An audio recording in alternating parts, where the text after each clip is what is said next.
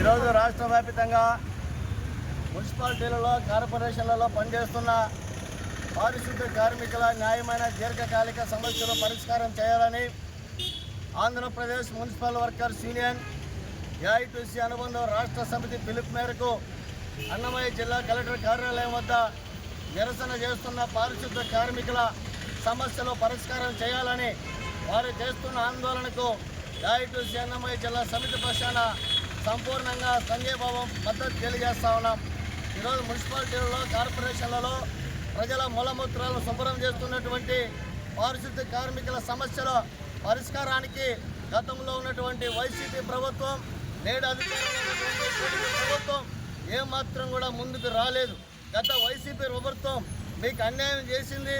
కూటమి ప్రభుత్వం అధికారంలోకి వస్తే మేము కాంట్రాక్ట్ వర్కర్స్ని, అవుట్సోర్సింగ్ వర్కర్స్ని అందరినీ కూడా రెగ్యులర్ చేస్తామని చెప్పినటువంటి పెద్ద మనిషి 2 ఏళ్ల పాలన అయిపోతుంది. నిన్న కూడా మంత్రివర్గ సమావేశం జరిగింది. మేమంతా కూడా ఆశించాం. నిన్న జరిగిన మంత్రివర్గ సమావేశంలో రాష్ట్ర వ్యాప్తంగా మున్సిపల్ కార్మికులు పనులు వదిలేసి రోడ్ల మీదకి వచ్చి ఆందోళన కార్యక్రమాలు చేస్తూ ఉన్నారు. ఇది చంద్రబాబు నాయుడు గారు చూసింటారు, మున్సిపల్ శాఖ మంత్రి చూసింటాడు, లోకేష్ గారు దానికి సంబంధించిన ఫైళ్ళన్నీ కూడా తెప్పించుకుంటాలే. ఇంకా మంత్రివర్గ సమావేశంలో మాకు సంబంధించి ఓ మంచి ప్రకటన వస్తుందని చెప్పి మేమంతా అనుకున్నాం.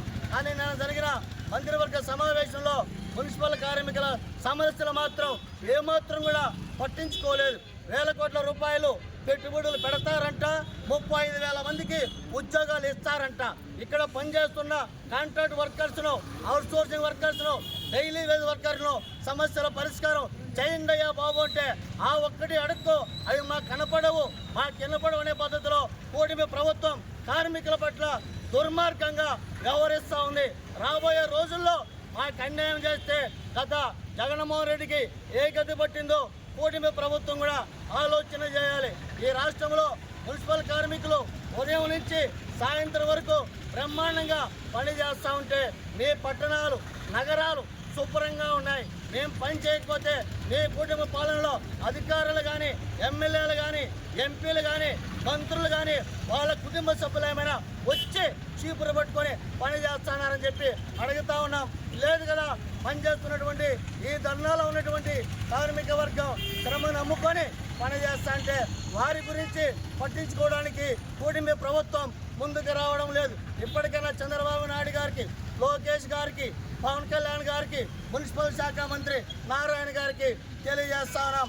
అయ్యా, గత కొన్ని ఏళ్ళుగా ఇక్కడ కాంట్రాక్ట్ పద్ధతిలో, అవుట్సోర్సింగ్ పద్ధతిలో, డైలీ వేజ్ పద్ధతిలో అరాకొర జీతాలు తీసుకొని పని చేస్తూ ఉన్నారు.